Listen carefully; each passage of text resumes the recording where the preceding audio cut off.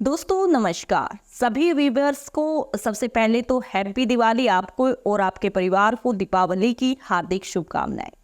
उसके बाद महाराष्ट्र की चुनाव की गर्माहट से एक बड़ी खबर निकल कर आ रही है कि महाराष्ट्र चुनाव में जो अभी तक माहौल नहीं बन रहा था, एक तरीके से उल्टी गिनती शुरू हो चुकी है, लेकिन माहौल बनता नहीं दिख रहा था, अब वो दिखने लगा है। क्योंकि एमवीए यानी जो उद्धव ठाकरे, शरद पवार और कांग्रेस का गठबंधन है, उससे एक बड़ी अपडेट निकल कर आई है कि एक साथ एक मंच पर जो है तीनों जो सहयोगी पार्टियां हैं, एक तरीके से बाकी दल भी हैं, लेकिन आमतौर पर जो बड़े दल हैं उनके अगर माने तो तीन ये महत्वपूर्ण दल एमवीए के एक साथ मंच को साझा करेंगे और जो है चुनावी यानी विधानसभा जो चुनावी गारंटियां हैं उनको जारी करेंगे। दोस्तों, ये गारंटियां एक तरीके की रेवड़ियां ही होती हैं जो फ्रीबीज होती हैं, और एकनाथ शिंदे जो बीजेपी गठबंधन में अभी सरकार में हैं, उन्होंने तो जो चुनाव की तारीखें हैं वो घोषणा होने से पहले ही रेवड़ियां बांटनी शुरू कर दी। और यकीन मानिए, अगर जो उसको ध्यान से देखे तो वाकई सरकार और जो सरकारी खजाना है उस पर बहुत ज़्यादा असर डालने वाली है। लेकिन ये चुनावी रेवड़ियां काफ़ी हद तक चुनाव को जो है प्रभावित कर जाती हैं। जैसे जो लाडली बहन योजना है उसकी 2-2 किस्तें दी गई, मदरसा टीचर्स की सैलरी बढ़ाई गई, टोल नाकों को फ्री किया गया। तो एकनाथ शिंदे जो ये फ्री का पैसा उड़ा रहे हैं चुनाव में, इसका हिसाब किताब महाराष्ट्र सरकार को ही देना होता है। और अगर आगे जो है आने वाले समय में भी महाराष्ट्र सरकार का जो खजाना है उस पर इसका गहरा प्रभाव पड़ेगा। दोस्तों, एक तरीके से बैठकर कहना या सुनना बताना एक चीज़ है, लेकिन जिस प्रकार से कितने बड़े स्तर पर इससे जो है सरकारी खजाना खाली होता है, ये आप सोच भी नहीं सकते। और जाहिर सी बात है, अगर कोई आम व्यक्ति निकल रहा है टोल नाका उससे नहीं देना पड़ रहा है तो उसे अच्छा ही लगेगा, पॉजिटिव पॉइंट है। अगर किसी के खाते में पैसे आ रहे हैं तो वो भी पॉजिटिव पॉइंट है। किसी को ये नहीं है कि भाई मुझे नहीं चाहिए, ऐसा तो कोई होगा नहीं। तो यानी कि ये सारी चीज़ें एक तरीके से चुनाव को प्रभावित वाकई करती हैं। और अब क्योंकि दोनों तरफ गठबंधन की सरकार है, कड़ाके की दोनों तरफ टक्कर है, और जो एकनाथ शिंदे वो तो पहले ही चुनावी रेवड़ियां बांट चुके हैं, तो एक साथ मंच साझा करके अब एमवीए क्या ऐलान कर सकता है, इस पर देश भर की निगाहें टिकी हुई हैं। खबर जो है आगे आप स्क्रीन पर देख सकते हैं।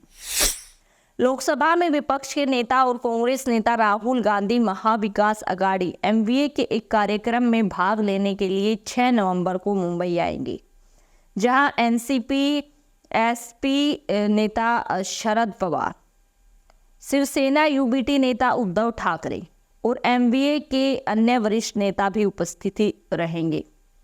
कांग्रेस के एक वरिष्ठ नेता ने बुधवार को कहा कि महाविकास अघाड़ी गठबंधन 6 नवंबर को मुंबई में एक संयुक्त रैली आयोजित करेगा, जहां वह विधानसभा चुनाव के लिए अपनी गारंटियां जो है जारी करेगा। जी हाँ, यानी कि ऐलान कर दिया गया, चुनावी गर्माहट ला दी गई है, जिसका इंतजार था कि एमवीए अपनी गारंटियां कब जारी करेगा। क्योंकि एकनाथ शिंदे ने तो ऐसी भरपूर रेवड़ियां बांट दी हैं, तो अब कांग्रेस उसके जो है अपोजिशन में क्या करेगा।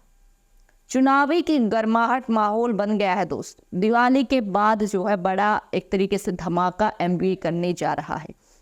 जाहिर सी बात है कि वो एक जो है ऐसा ही पोर्टफोलियो तैयार करेंगे, एक ऐसी ही गारंटी तैयार करेंगे जो एक तरीके से जनता बीजेपी गठबंधन से ज़्यादा कांग्रेस गठबंधन पर विश्वास दिखाए। इसीलिए जो है ये सारी चीज़ें जो है अपने आप में महत्वपूर्ण हो जाती हैं।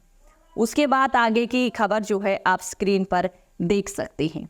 दरअसल महाराष्ट्र कांग्रेस प्रमुख नाना पटोले ने संवाददाताओं को संबोधित करते हुए कहा कि यह कार्यक्रम 6 नवंबर की शाम बांद्रा कुर्ला कॉम्प्लेक्स बीकेसी में आयोजित किया जाएगा और इसमें कांग्रेस अध्यक्ष मल्लिकार्जुन खड़गे, पार्टी नेता राहुल गांधी, राष्ट्रवादी कांग्रेस पार्टी प्रमुख शरद पवार और शिवसेना अध्यक्ष उद्धव ठाकरे शामिल होंगे।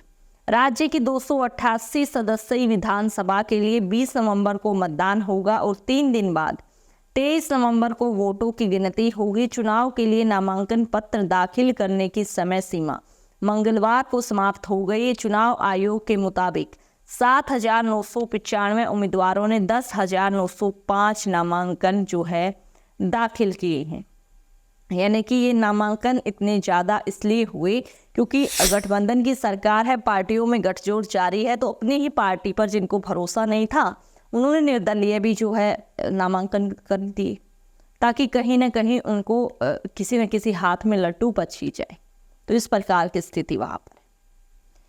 और अब चुनावी गारंटियाँ, चुनावी ऐलान, चुनावी जो माहौल है वो एमवीए के इस साझा रैली से ही तय हो जाएगा, क्योंकि लोकसभा के दौरान जो लोकसभा चुनाव हुए अभी 5-6 महीने ही हुए हैं, तो तब जो है क्या हुआ कि जो वहाँ पर यानी महाराष्ट्र में कांग्रेस के साथ यानी इंडिया जो गठबंधन है वहाँ पर लोगों ने ज़्यादा भरोसा दिखाया। तो क्या अब उसी से संबंधित आगे की गारंटी रहेंगी या फिर जो विपक्षी यानी सामने वाली पार्टी है बीजेपी गठबंधन वाली, उसको देखते हुए अब जो है गारंटियाँ जारी की जाएंगी? ये जो है बड़ा सवाल बन गया और इसीलिए महाराष्ट्र चुनाव पर सबकी निगाहें टिकी हुई है। दोस्तों, बार बार मैं आपको बताती हूँ कि महाराष्ट्र और उत्तर प्रदेश 2 ऐसे राज्य हैं जिसने मोदी जी को बहुमत से हटाकर बैसाखियों पर ला दिया। तो यहाँ जो है सत्ता हर कोई पार्टी गठजोड़ करके, गठबंधन करके पाना चाहती है। और अब 6 नवंबर का जो है को क्या होगा वो जो आप अपनी स्क्रीन पर आगे की खबर देख सकते हैं। पटोले ने बताया कि राहुल गांधी 6 नवंबर को एक दिन के दौरे पर महाराष्ट्र जाएंगे। वह सुबह नागपुर में सबसे पहले संविधान बचाओ सभा में हिस्सा लेंगे। इसके बाद राहुल गांधी बीकेसी में एमवीए की संयुक्त रैली में शामिल होंगे। एमवीए में कांग्रेस 103 सीटों पर, शिवसेना यूबीटी 89 सीटों पर और शरद पवार के नेतृत्व वाली एनसीपी 87 सीटों पर चुनाव लड़ रही है, जबकि 6 सीटें एमवीए की अन्य सहयोगियों को दी गई हैं, जबकि 3 विधानसभा सीटों पर अभी क्लियरिटी नहीं मिल पाई।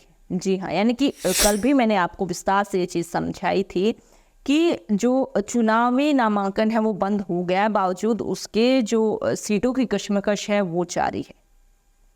ऐसा वाकई महाराष्ट्र में चल रहा है। लेकिन अब मैंने आपको बताया 6 नवंबर को एक साथ एक ही मंच, एक ही रैली पर आने वाले है पूरा एमवीए गठबंधन। तो अब जनता के लिए क्या गारंटियाँ, क्या वायदे लेकर आएंगे, इस पर सबकी निगाहें टिकी हुई है। और क्योंकि उस पर पूरा महाराष्ट्र चुनाव निर्भर करता है, क्योंकि एकनाथ शिंदे अपनी स्थिति साफ पहले ही कर चुके हैं मुफ्त की रेवड़ियाँ बांटकर। तो अब कांग्रेस क्या वायदे लाती है और उससे महाराष्ट्र चुनाव क्या करवट लेता है, ये बहुत बड़ा सवाल है और वाकई चर्चा का विषय है। ये था पूरा मामला, पूरी रिपोर्ट। आपकी इस पूरे मामले पर क्या राय है हमारे साथ कमेंट बॉक्स में जरूर से शेयर करें। आगे आने वाली सभी राजनीतिक व देश भर की खबरों के लिए हमारे साथ जुड़े चैनल को सब्सक्राइब करें, वीडियो को शेयर करें। जय हिंद, जय भारत।